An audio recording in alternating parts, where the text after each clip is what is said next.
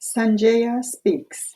Sanjaya, introspection, then describes the scene he beholds with his distant vision, beginning with the army led by Duryodhana, Dhritarashtra's son. Sanjaya tells how Duryodhana, on beholding the Pandava forces range against him, repairs anxiously to Drona, his preceptor, habit or samskara, past tendencies,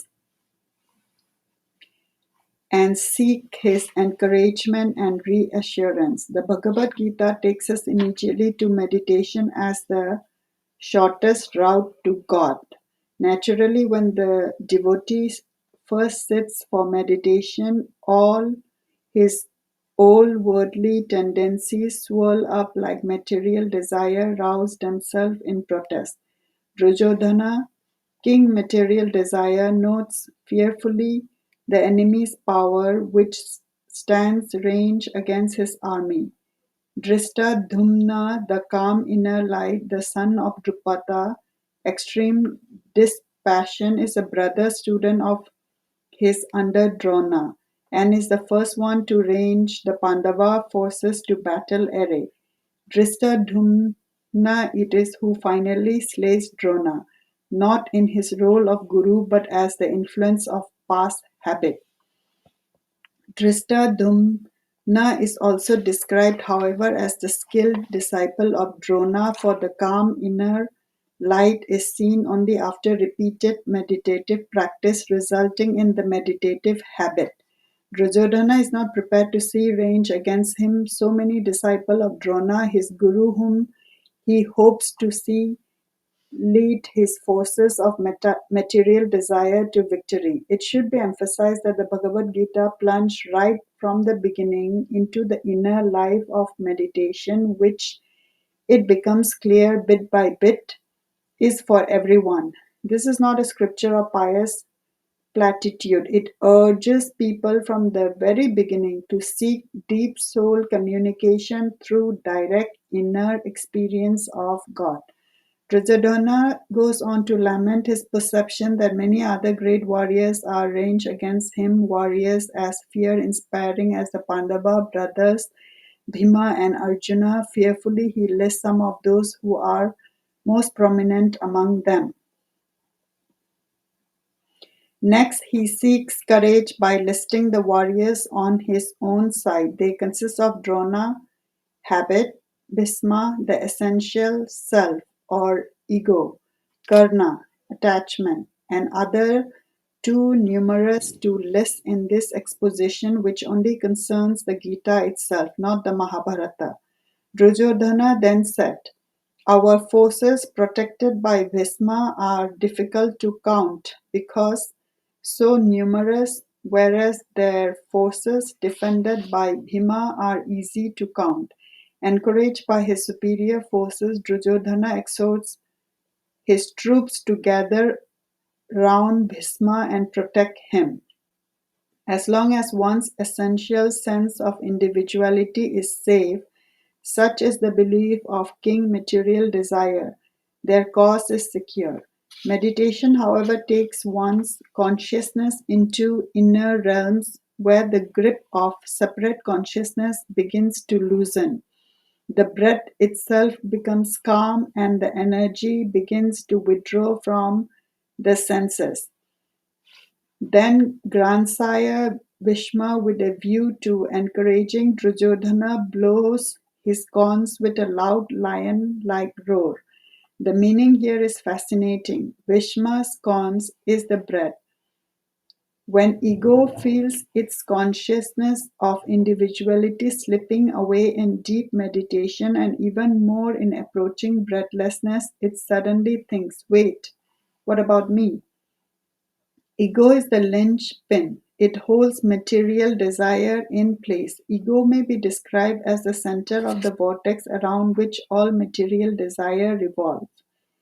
Sudden recollection of one's accustomed reality, the body, and of desirableness of the material world cause subconscious habit to activate the sense of I-ness.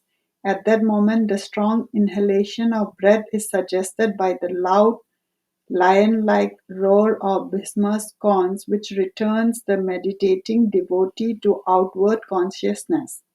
Swami Sri Yukteswar likened the mind of men to a little bird that has been kept in a cage for 20 years. If you open the door of the cage, the bird will cower at the back, fearful of the threats seeming to beckon. The vast open sky, where it was designed by nature to fly, after a time the bird may hop tentatively outside the cage, but it will hurry back almost immediately, fearful of this experience of freedom for which habit has made it unprepared. Only gradually, by longer and longer sorties, will the little bird stand at last outside its cage, rustle its wing, and after a further pause, fly up freely into the sky. Stanza 13 described the response of the other Kuru soldiers to Bhisma's guns: drums, tabors, cow horns, trumpets. This signifies not only the sense-transmitted noises of the surrounding world, but the inner reawakening of physical sound, the thumping of the heart, the rush of the blood in the veins within the ears, and the other familiar bodily sound. In answer to the leer and agitation of material sound, the inner world calls then to the devotee, insistently with the alluring music. The sound of a honeybee, for example, emanating from the Muladhara chakra or Cochin's center, when the energy is stimulated at that point to rise upward in the spine. Krishna's flute, the sound emanating from the Swadhisthana chakra or sacral center, the sweet sound of the harp emanating from the Manipura chakra or lumbar center, the deep bell sound of the Anahata chakra or heart center, the soothing and expansive sound like soft wind in the tree or like distant thunder emanating from the Visuddha chakra or cervical center, and above all, pranaba, the mighty sound of Om, of which more will be written later.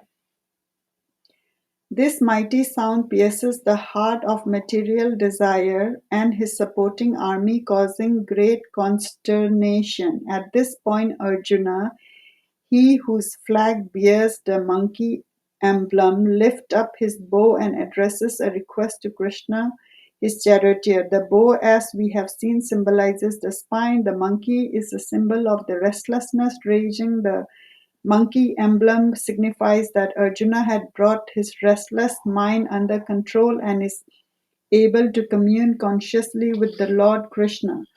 O changeless Krishna, he said, as I mentioned earlier, please direct my chariot between the two armies that I may see them range against one another and know better with whom I must fight.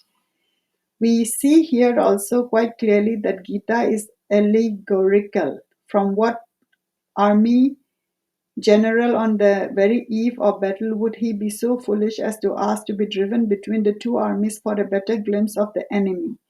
The most that a general would ask if he wanted such a view would be to be taken on a high hilltop or some other point from which he would see without exposing himself to the danger of enemy arrows, spear, and other projectiles.